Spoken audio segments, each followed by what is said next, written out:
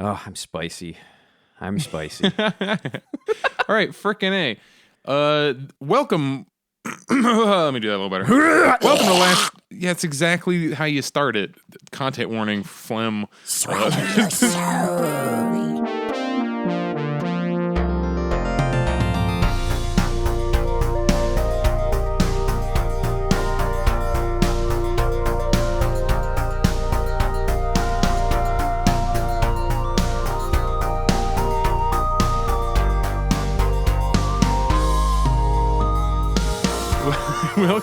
Welcome to Last Minute Politics, a podcast about politics and furries at the same time. Welcome. I am Pepper, and I am joined by... Hi, I'm Dragor, and to be clear, it's not like furries voting on furry shit, although we do encourage that to be a thing. But we happen... Well, we choose to be furries, and we happen to have to deal with politics, because there are other people. At least as of now, furries do not have enough political power for your, fandom affiliation to be relevant. Depending on what country you live in. What Who was has it? a What was the furry thing? government? Russia, where they're branding furries as queer activist extremists?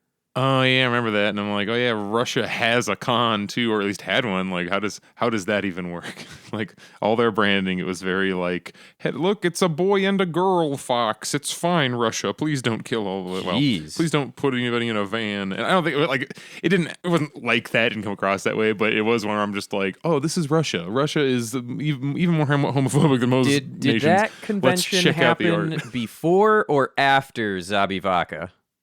I think that was about the same freaking time, probably slightly before, if not. I don't. That's the thing though. It's over in Russia that we're essentially disconnected from that.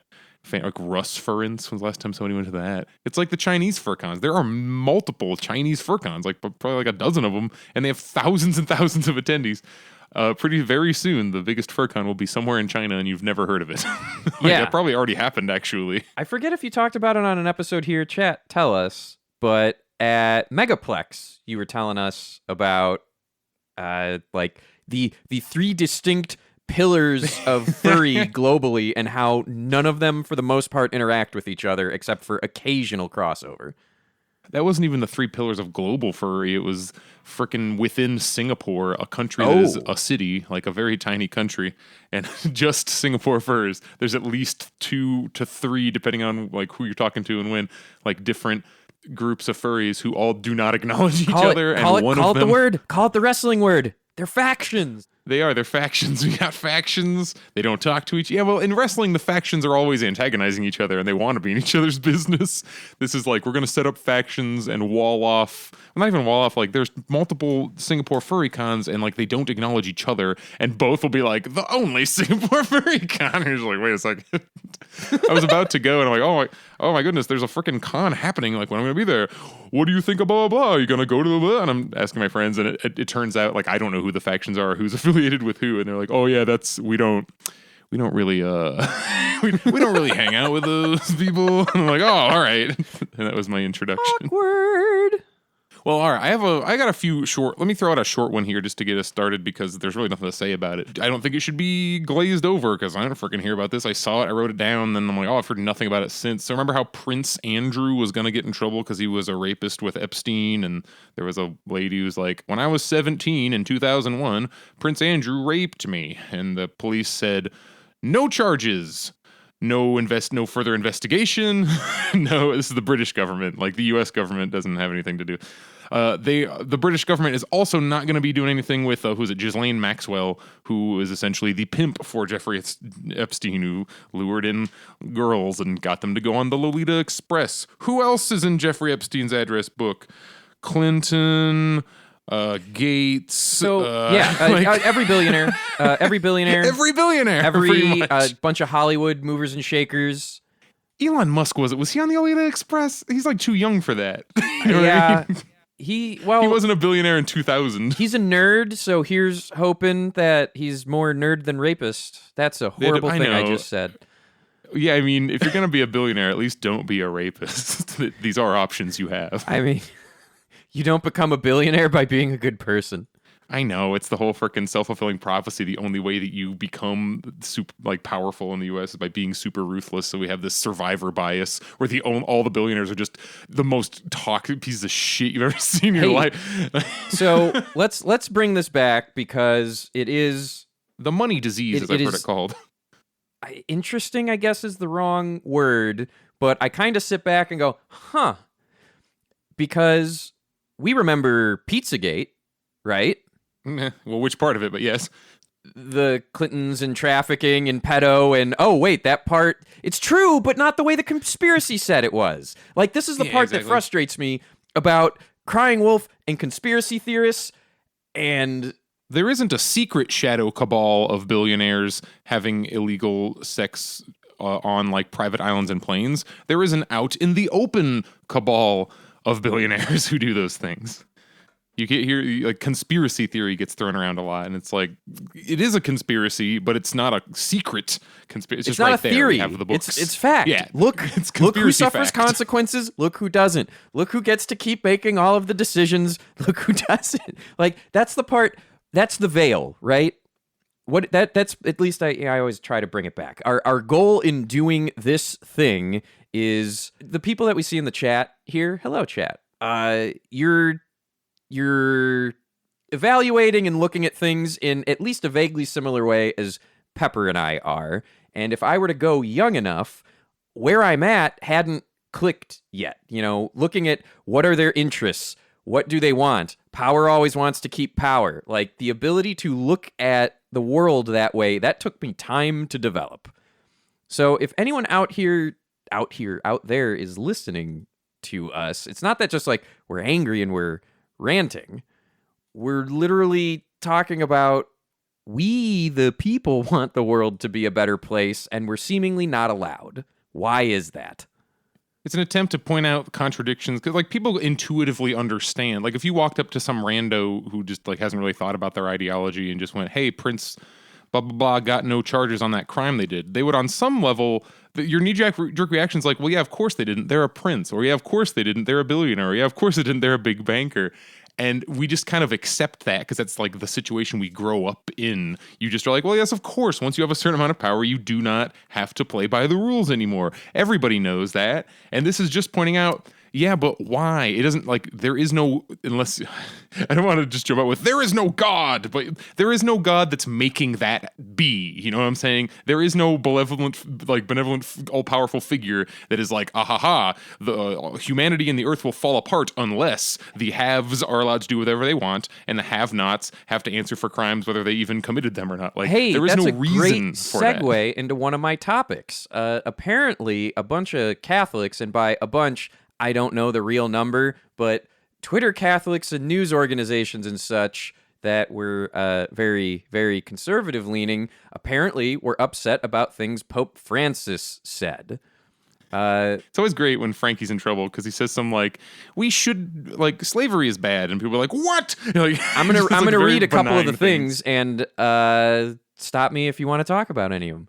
I ask all the great pharmaceutical laboratories to release the patents, make a gesture of humanity, and allow every country, every people, every human being to have access to the vaccines. There are countries where only 3 or 4% of the inhabitants have been vaccinated. I ask in the name of God, I ask financial groups and international credit institutions to allow poor countries to assure the basic needs of their people and to cancel those debts that so often are contracted against the interests of those same peoples." He's like, how many? Do you have like a big bulleted list of these? How many do you have? Because I don't want to necessarily stop you. Yeah, there's a bunch. I can keep reading. Like, he was on a roll. The only reason to not do it. It's just, why wouldn't you do that? Money. So, like, what's the next one? There's no argument against that from a humanist or Catholic or like any standpoint other than we want AstraZeneca and Pfizer and whoever the fuck to keep making money, and we have to keep the American healthcare system how it is, the world healthcare system. On a personal note, so like it's no secret. Not only am I a non-believer, but genuinely, it's no surprise here. I'm anti-authoritarian, which for the most part always means, for reasons other than reason and science, an anti-theist. And I can hold those beliefs and go, hey, this guy that has all this power is saying some shit that's really cool, such as, I ask the great extractive industries, mining, oil, forestry, real estate, agribusiness, to stop destroying forests, wetlands, and mountains, to stop polluting rivers and seas, to stop poisoning food and people. I ask the great food corporations to stop imposing monopolistic systems of production and distribution that inflate prices and end up withholding bread from the hungry. I mean, like, it's just a wham bam. Yeah, when Christ says. Basically, it's the Pope going on a roll of saying, our belief system holds this idea of the Garden of Eden, that we have paradise, and believe it or not, it's never going to be given to us by our deity. It is up to us to cultivate that garden here on earth. That is what this whole list is. And There's it's a weird awesome. thing where my dad was kind of pushed out of the Republican Party because, like, yeah, it used to be the Republicans were the pro-environmentalists because they like God and they're like, we got to take care of the earth that God gave us. But then they stopped doing that shit, so I'm out. And and it's not, my dad wasn't even religious. He's like, we probably shouldn't fuck up the whole earth. Like, when climate change was a thing, he just likes hunting and likes the outdoors. And he's like, we should probably not destroy all of nature. Let's do this great one, especially considering the Catholic Church's history on this one. I guess to a certain extent, I'm shocked this came out of the Pope's mouth. In the name of God, I call on powerful countries to stop aggression, blockades, and unilateral sanctions against any country anywhere on earth. No to neo-colonialism. Conflicts must be resolved in multilateral forums such as the United Nations. We have already seen how unilateral interventions, invasions, and occupations end up, even if they are justified by noble motives and fine words. Have a lot of common ground. Just got to go about like, wow, it is telling where he's like, we need to let the UN. I'm like, I wouldn't exactly agree with that solution. All right, but, there's a little bit of lip shit in here. Yeah, I mean, wouldn't it be great if he was just like, we need to create a classless society where he just goes full like, I've been reading Lenin and I have many thoughts. Pope's first communism. Exactly. That's the thing. He's identifying a lot of problems that are obvious to a lot of people, and well, not even a lot are obvious. I really like where he's like, we need to stop like just sanctioning, blockading. Because when you look at, heck, we're talking about Haiti recently because Biden's administration decided to deport a lot of Haitians to Haiti, specifically like the equivalent of like dreamers. These are like Haitians who grew up and like one was like, I lived in Brazil my whole life, and then they deported me to Haiti. Like that kind of shit. So we're talking about Haiti and the U.S.'s influence on it. Pope Francis probably, like right now, we have been punishing Haiti for throwing off its French colonial leaders since they did that. That country started as a bunch of slaves who rebelled and fought. They didn't petition nicely, the French government. They killed enough French people that the French were like, okay, fine, we'll stop working you to death in the sugar fields and you can have this country, but also you have to now pay us back for all of because you're all slaves and cost money, so you must now like pay for your own. So when they talk about like Haiti and their debt, and wow, Haiti's so financially stupid, that's what the debt is. And I agree with the Pope. That debt should be canceled. Absolutely. Like, Jesus. Hey, let's bring in every time a new cancel corner for debt, a positive cancel corner. Debt. Here's another one. This will be the last one I'm going to read. It's in a response farther down. A basic income or the UBI or salary so that everyone in the world may have access to the most basic necessities of life. It is right to fight for a humane distribution of these resources, and it is up to governments to establish tax and redistribution schemes so that the wealth of one part of society is shared fairly, but without imposing an unbearable burden, especially upon the middle class. Generally, when conflicts arise in this matter, it is the middle class that suffers most. Let us not forget that today's huge fortunes are the fruit of work, scientific research, and technical innovation of thousands of men and women over generations. Socially produced goods and like breakthroughs. Our whole society is produced by society. Crazy. Oh, hey, I don't want to get into the whole thing. Be cautious of when people just throw out UBI like willy nilly because like it's starting to get picked up and centrist and like you see right wing people going UBI. It's because they want to give you $1,000 a month and then take away every single other social program. So like be wary. Oh. Yeah, that makes sense. Make sure that UBI is a net positive and not like we can cancel welfare, food stamps, Medicaid, Medicare. Don't make getting UBI basically the equivalent of the Nabisco strike settlement terms. Yeah, UBI only makes sense if everybody's completely basic needs are already taken care of and like rent control is in place so that like everybody was memeing when Yang was running. Your landlord doesn't just go, oh, 2,000 UBI a month. Well, guess what? Your rent's up by 2,000. Ha ha ha. Like you have to make sure they can't do that or they absolutely will. Like, Yes. why would you not? They've already talked about, like, that's out in the open. That's not a conspiracy. Yeah. This is this is Papa John's all over again. Zillow's gonna buy your house and I titled that link the No True Scotsman fallacy versus the Pope, and the reason I did that is the whole foundation of it is there are people who identify as Catholics that understand in their belief system that in general you as an individual don't have any authority or say on the divine right and authority of the Pope. That's my overall understanding. Does that Yes. seem, for the in sake of papal this? infallibility, he is essentially like treated not quite like Jesus, but it's like he speaks for God and God's never wrong, so the Pope's never wrong. Right. So when a non-insignificant chunk of your following gets up in arms when you're going, hey, remember Jesus? Well, here's more words about it in today's context. And then they get mad. It's you just almost read the like gospel. your institution has fostered that anger over generations. The Catholic Church as an institution, like from it's you can't ever prove people's intent, but it absolutely was used as just a method of class control forever. We don't have like the priest class anymore because that kind of went away in the Enlightenment period. Yeah. But there was definitely a time where your priest could be basically like the president of your town and could just do whatever the fuck they want, and they're just like not subject to certain rules because like. The Catholic Church, if we're talking about institutions and class divides, they have been on the side of the haves for a very long time. If you haven't seen the Vatican, it is made of gold. Okay, Like, so taken from other Q gave countries. a clarification, which I'm going to read. The Pope is only infallible when he speaks ex cathedra on matters of dogma and encyclicals. These things aren't either of those. So as far as my gut reaction, I still feel my reaction is valid of going, why if you're Catholic and this angers you, what the fuck?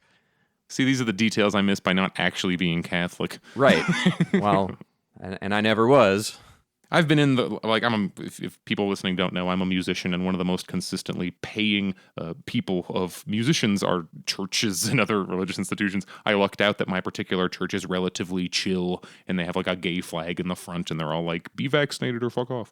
Like, I happen to have a pretty cool Christian Protestant church. Yeah. I'm done with the Pope.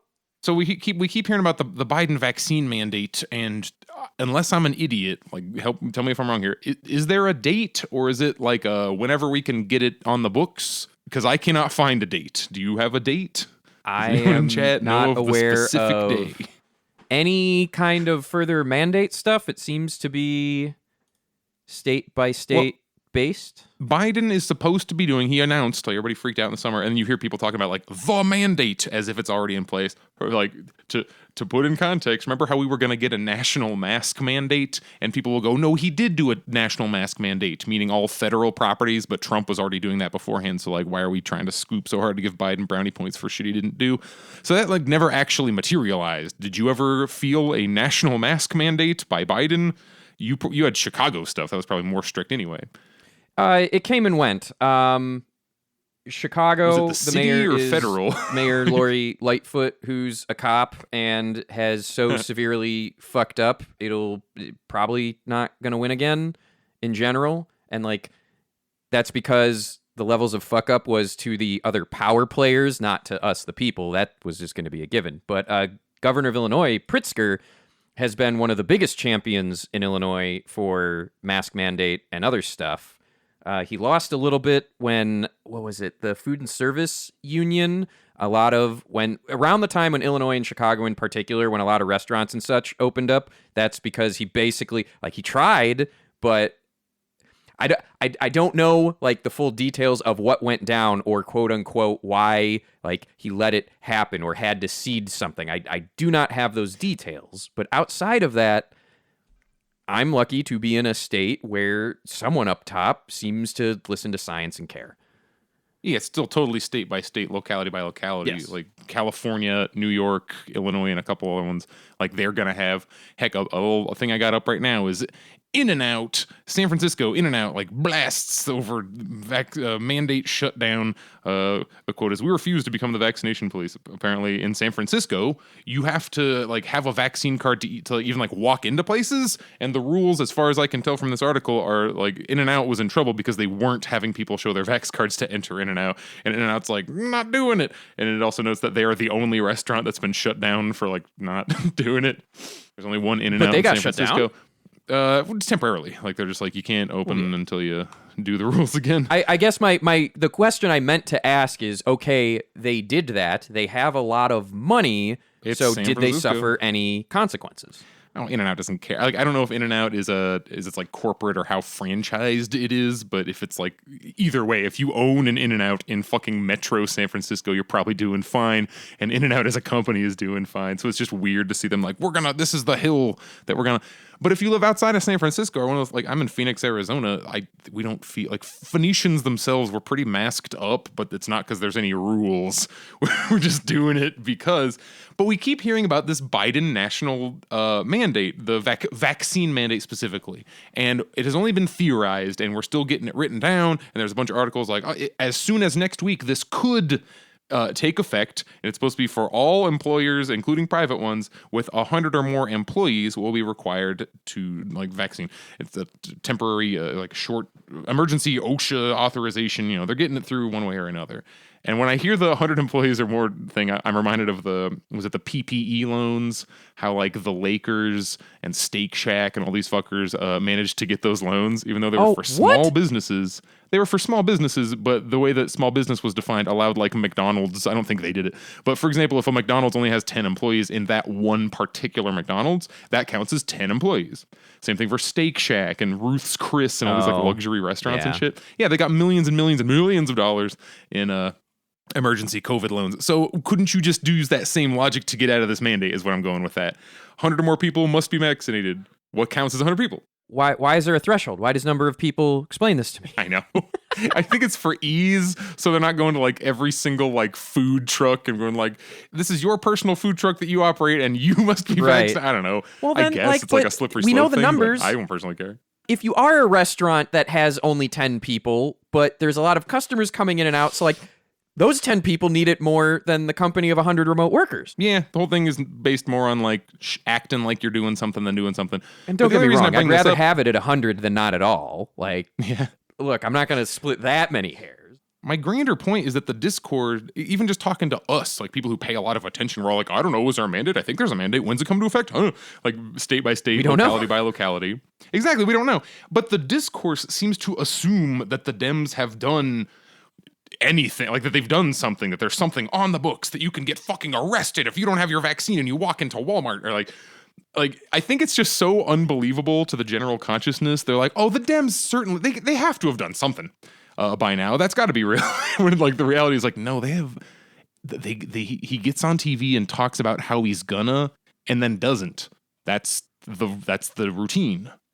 We are a blue-balled nation.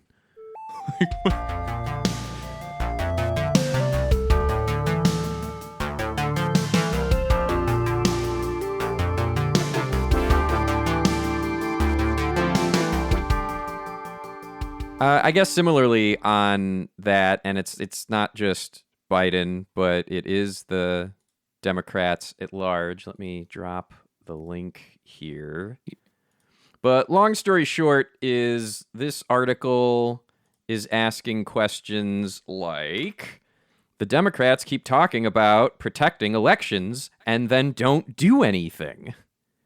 The tagline to this article from The Atlantic is, even the president's closest allies are alarmed that he's not making voting rights a front and center issue. I mean, he does know how elections work, right? Like how they're won and lost by like number of votes. Yeah. And like if you're the people who vote for you, it's harder for them to vote, that might, make it harder to win. Well, and this gets back to it's the first time you asked the question, it was such a moment for me. Because I had some presumption about, oh, well, once the Democrats get to this point, then they will do these bare minimum things, and then they didn't. And I'm like, it doesn't even cost them anything. It'll do great for electability. They'd buy so much goodwill, and they just don't care. What is the downside to further enforcing and cementing Americans' rights to vote? The ruling class actually wants to just straight up be able to dictate, and as long as people squabble and vote for their talking heads, then they're distracted enough and nothing gets done. It's weird. All right, look, it is weird to be. I am 35 years old, so I am, all things considered, not that old. And accounting for the fact that I have varied political awareness, especially the younger I go, but for the most part, I've been interested starting in high school. The utter lack of things happening under this new administration is still genuinely shocking to me. Like, intellectually, I kind of get it now. I see where it's gone, but that's not even what it was before. More shit was done before. It sure feels like it. I don't know how much actually got done. Because I look back to when we talk about my continual perennial conversation of electoralism and whether or not it works. Like, we've been doing elections for over 100 years, and by a lot of measurements, we had more rights as a class, like as a working class, in the frickin' 50s, 40s. And that's not true for every kind of worker. No, absolutely but not. like, To be clear, we're not rose-colored glassesing this. We're just taking some factual notes in the context of worker rights, asterisk. Having guaranteed retirement and all the other benefits and high pay, and that is great, but if you aren't allowed to even apply for the job because of your demographic, then obviously, like, that doesn't really mean anything for you. That's just nothing. It just seems that more and more, the truly diverse thing in America is poor treatment. It used to be that we had a defined, distinct, racialized underclass of like, aha, we put all of our bullshit onto black people. And whenever white people get mad, we tell them it's black people's fault, which was an explicit strategy in like colonial America, like early America. I mean, that's been a strategy on purpose through very conquering populations throughout human history, and it sucks. It's just getting harder and harder you can't even do that anymore because it's like, yeah, man, fucking white teenagers also are treated like shit at work. So like everybody, just more and more, which you hope leads to solidarity where people just recognize, hey, Latino friend, Asian friend, all of us have the same horrible job and all of us have an equal amount of power over our lives, which is basically zero. Let us team together and retrieve some of that power from our boss. Speaking of teaming together, you want to strike it up? I got IATSE under my fingernails. Do it. You all have heard about IATSE. It's the IATSE, which is like everyone's heard of SAG, the Screen Actors Guild, and like the Writers Union, and because they go on strike every once in a while. Like, oh, Lost was fucked up because the writers like went on strike halfway through the thing.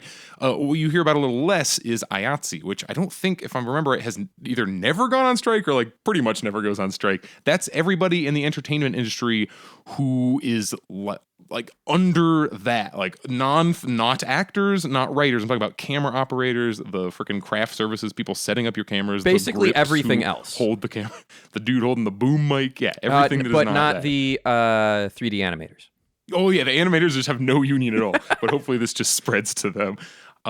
But oh yeah, that's a jaded thing we're talking about. How come everyone does CG shit and no one does like costume, hair, and makeup anymore? It's like because costume, hair, and makeup have a union, and those poor fuckers in Vancouver / Korea / the UK / California don't. They just gotta animate and they'll fire you and not even put your fucking name on the movie. Anyway, IATSE did not go on strike. You saw these things going up like, oh, all these series like Loki season 2 is going to get fucking delayed or canceled because the crews won't go to work. They had an 11th hour soft agreement that, okay, don't go on strike. We promise we will meet your demands. And they're like, okay, we won't go on strike. And now we're working on what does meet our demands mean. And I saw that like a second strike is already in the works because it's like everyone involved is already feeling like, well, we took some shitty bait. Like, I won't read through this whole Variety article. This came out like only a couple hours ago, and it's trying to put together what it looks like will be in the deal. There is no actual deal, so this is all fucking hearsay. But we have things such as turnaround times, and as you read through every one of these, they're all like, well, you see, it doesn't really change at all, except for in these extreme cases. So turnaround times. The deal is supposed to provide a 10-hour minimum turnaround time between shifts, meaning after you leave work, before you're expected to be back at work, it must be at least 10 hours. Hey, I've worked jobs that give me that kind of shit. And apparently most people already have that. But they're going to push it up for, whoever the employees who don't even get that. These are people who are like, all right, in 6 hours, your ass needs to be back on this set doing the same. Okay, meal penalties. This is where if you don't let your employees go to eat because you're rolling and filming shit and you don't want to stop work because every second you spend on a set is expensive, you get the company gets fined every time they do it.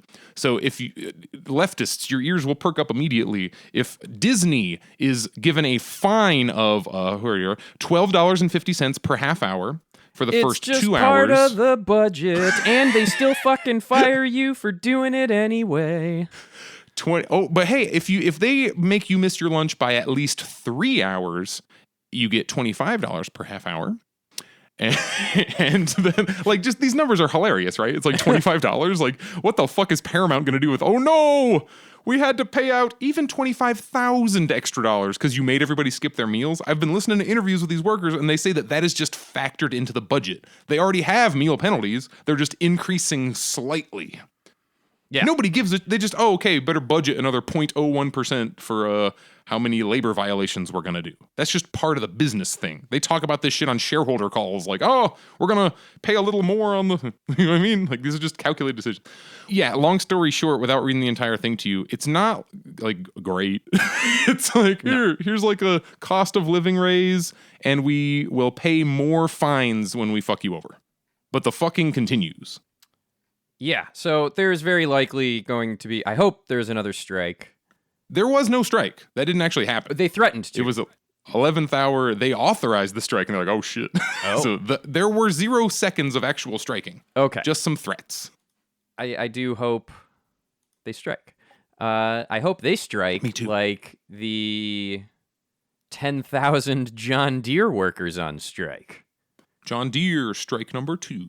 Yes. After overwhelmingly rejecting a proposed contract, 10,000 UAW members at John Deere across the country, mostly in Iowa and Illinois, began striking at midnight on October 14. Following immense pressure from managers to accept the deal, even after they'd already voted it down, workers are out on the picket line and forced to demand an end to their 2-tier pension system and better pay amid historic John Deere profits of almost $6 billion. So, like, let's wait, hang on. Let's do. I'm opening up a calculator because arithmetic is hard. Math is easy. Calculus is easy. Arithmetic is hard. So 6. Let's see. That's 1,000, million, billion. We're just adding zeros. 2, 3. That effectively is $600,000 in earned profits for each of the 10,000 members, and I guarantee you most of those people don't even make 100,000. We're not fun things coming out of that, but the people doing the work right now are not we get in the discussion of what is a scab. They aren't technically scabs because they are making management and other salaried employees who, due to whatever rules, are just either not allowed to be in the union or around. They aren't hiring new people. They're just moving around other people to try and get them to come in and do these the way it's phrased I heard on freaking NPR, I don't like, because the whole talk of like skilled versus unskilled labor is like, what is that? It's like high art, low art. It's like, this is kind of a nothing conversation.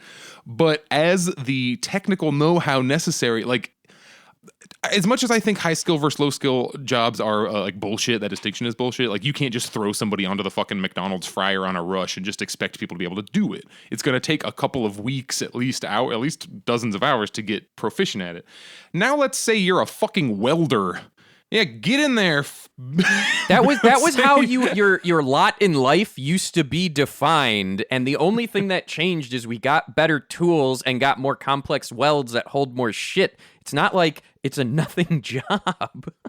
Oh, no, I'm saying welding, like, at least in terms of danger and personal immediate risk, is very high. I mean, especially those fryers compared to something are like an immediate risk. Don't trip. Yeah, it is, you can hurt yourself with that stuff, but just it's an increasing sliding scale of as these strikes get more and more ridiculous. It's going to be like, all right, fuck it. Who knows how to fly a plane? Like you got to start paying people. You can't just scab forever. It's also why scabs it doesn't work out. Like when they're never like, oh, we replaced all our experienced skilled union employees with complete randos, and we did even better. That never happens. It's always like, oh, we're completely shitted until we can eventually get it's more of a demoralization thing to be like, haha, we're going to replace you. Meanwhile, inside everything's just on fire. These fucking managers don't know how to do it. They keep cutting a video of like, oh, here comes an ambulance, and you're like, oh shit, like pulling into the thing like, oh, somebody had an accident, like being the implication of who got hurt at work because none of them know what they're doing.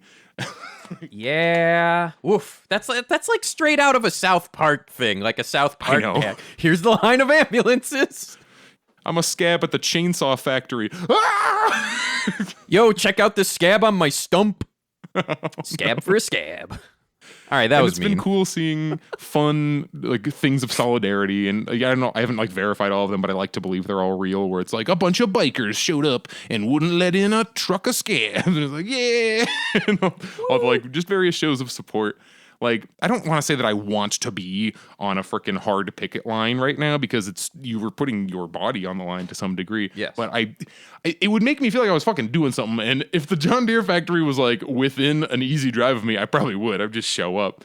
If you have the time, energy, and money, bring food or water or just go and like rah fist pump at strikers. Like it's great because I've struck once for a very short amount of time with my teachers union.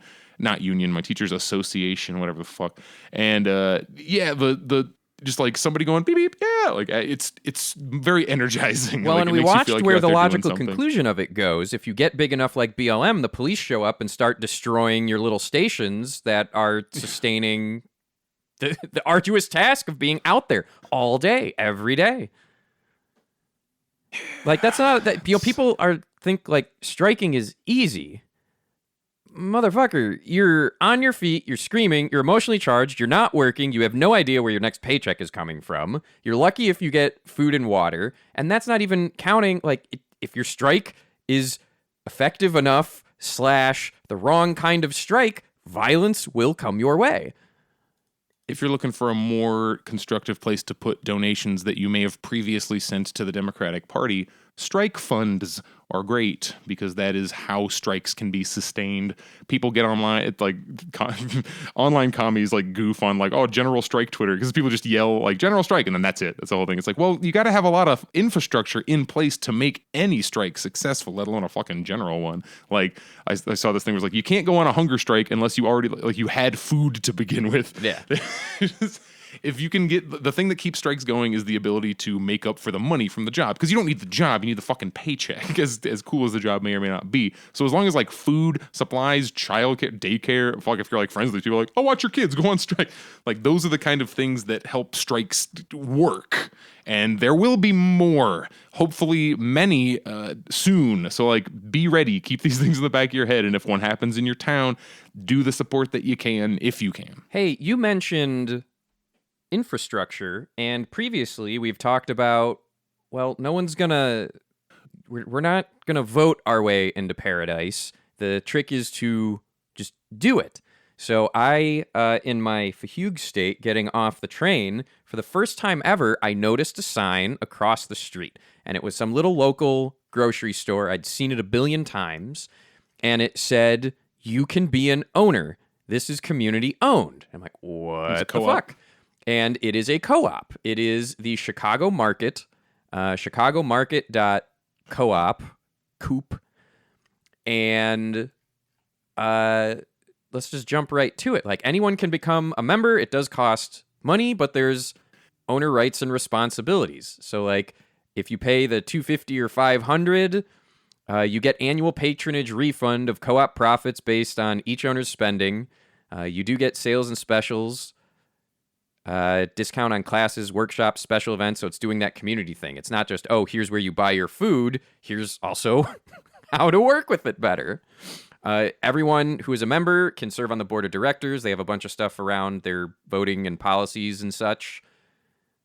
Yeah, like That's one of those things that I like in the short term. Like, there will be some kind of transition between full-on what the fuck nightmare capitalism like we do now and a communism or a socialism. And I think that kind of concept works in like in a transitional period, but I don't think that's like, because a lot of people go, if everything was a co-op, the world would be fine. It's like, no, like you just said, co-ops are great for everyone who can afford to be part of the co-op. Yeah.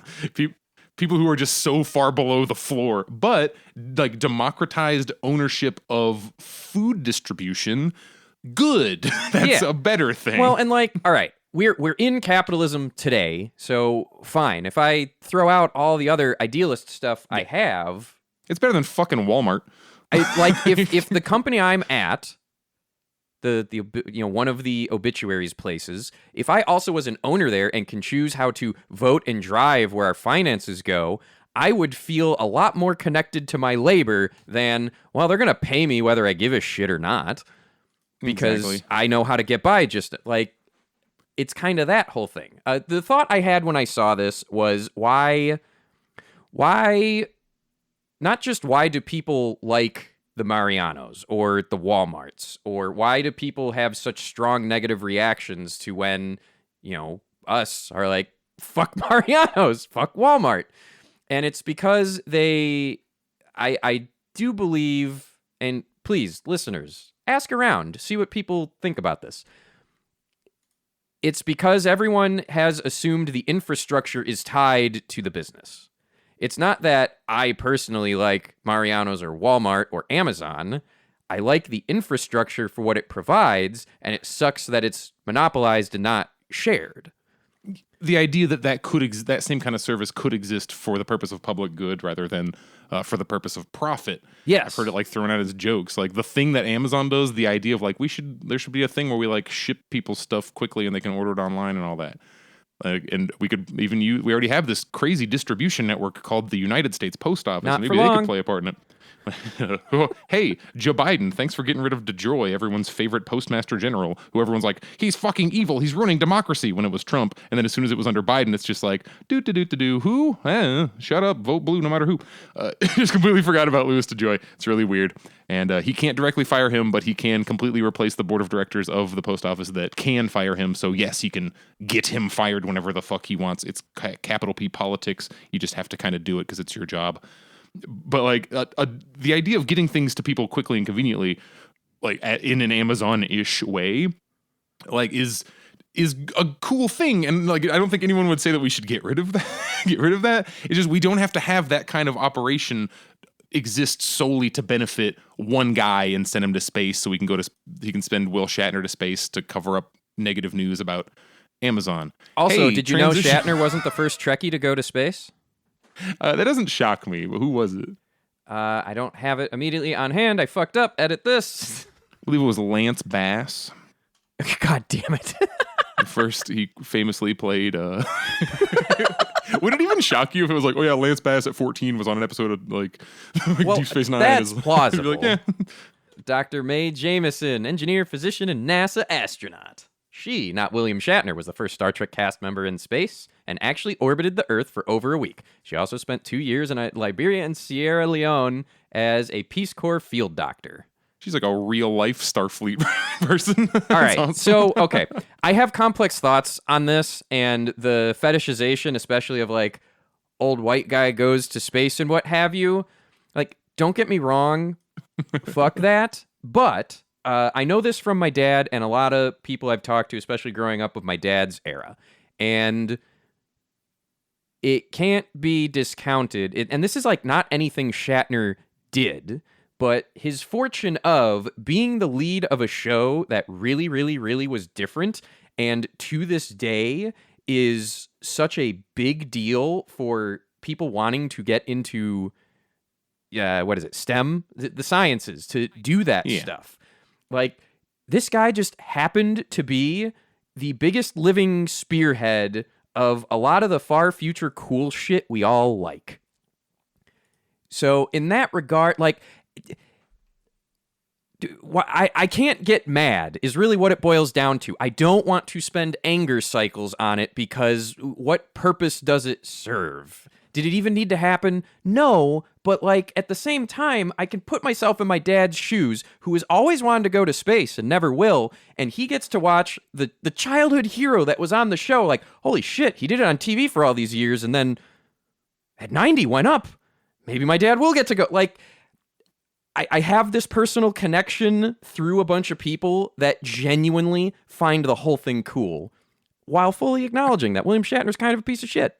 I do have a thing that matters connection. Okay. So if you want to be cynical, and this is a little conspiratorial, but it also is like the kind of shit that people do all the time, especially if you own like a newspaper and a ton of media companies like Bezos does. What is it? Washington Post Bezos owns? Keep that in the back of your mind whenever you're reading anything the Washington Post says. But it's funny that the Shatner going up in space thing was happening at the same time that Amazon's getting sued by India for doing the same thing they do in the US, but the US determines it is legal. Like the whole Amazon basics, take a product sold on Amazon, farm all of the data about that product because it's on their website, farm through the reviews to find out what people don't like about whoever's product, and then just make the exact same fucking thing, charge 50 cents less. And the Amazon basics. Like, Correct. How anti-competitive is that, capitalism? Well, and then to be fair, no one should be surprised that this is the thing. Jeff Bezos, one of his original lines was, "Your profit margin is my opportunity." Like, it is direct antagonism. Company that does a thing that we all, like, obviously we all kind of enjoy, and I don't want to say need, almost, though, the way we structure our lives. We kind of like need the whole Amazon structure of order a thing online, get it shipped to you really fast. So this is also border me shilling for, hey, join our Patreon. If you join our Patreon for $1 or more, only $1 is necessary, but you could do more. You could be listening to this recording right now live in Discord, along with all of our sexy, sexy patrons who are there right now with us. In addition, on our off weeks, we do a thing called Bible study where we read theory by actual socialist thinkers. We're getting through to we're about halfway through Engels's Socialism, Utopian and Scientific, where he even goes through an example. This guy Robert Owen, who existed in the 1800s, who is essentially imagine Bezos with that much power and influence, but he used all of his money for good and was a hardcore communist.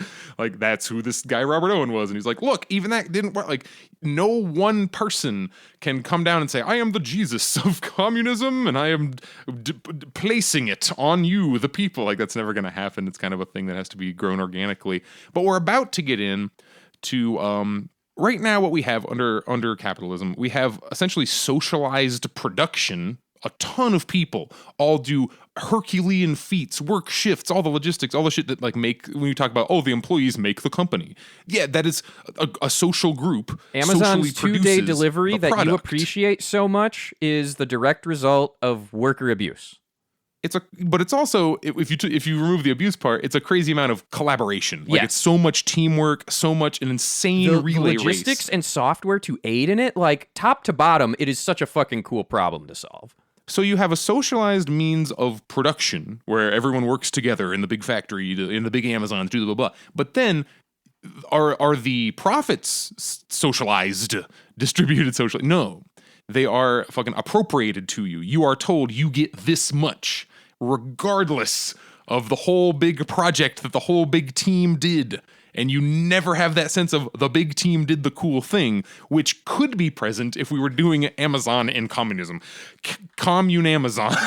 If we had that, like, imagine this amount of teamwork, removing the making people shit in boxes, removing the, million-hour shifts, working people to injury, no health and shit. Like, if you had everybody's shit taken care of, you could look at Amazon and go, wow, that's fucking awesome that you could order a thing over here and it gets over. Oh my God. Yes. Like, how do you, wouldn't this be a feat of humanity if it wasn't built on so many corpses? Well, and the whole thing is geared at dark patterns as well. So this is the tech person side of me is the experience of Amazon is not good because it is not there to serve you. It is there to get you to spend on shit you don't need. Exactly. I know, because it happens to me often. I am weak against this. When we talk about mode of production, we mean production geared towards exclusively profit. Yeah. If we instead ran a company towards, if the goal was just anything else, I'm not saying that I know exactly what it should be, but if you tell, maybe it could be, the percentage of okay, we figure out how much. This is where it starts sounding creepy and like, we will now allocate this many guitars for you under the Soviet Union, and you get this many eggs and this many blah blah.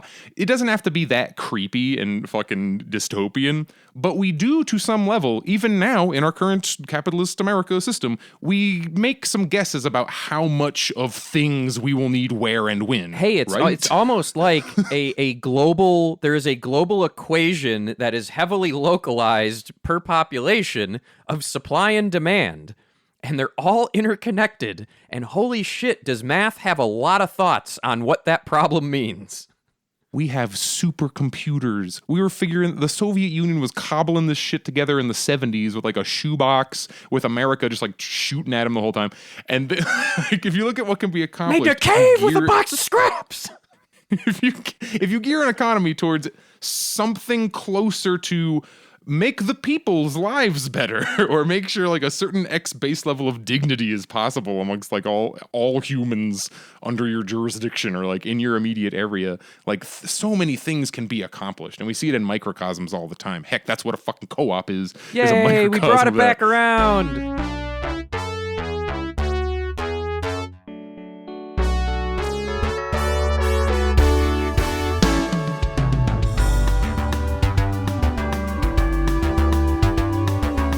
Hey, I want to do a mainstream minute. Mainstream minute, do it. Mainstream minute, performative charity. Pepper and I and a bunch of us, we watch All Elite Wrestling. Usually Wednesday nights, but whatever, not going to shill that much for it, especially because of this. Owned by the good billionaire.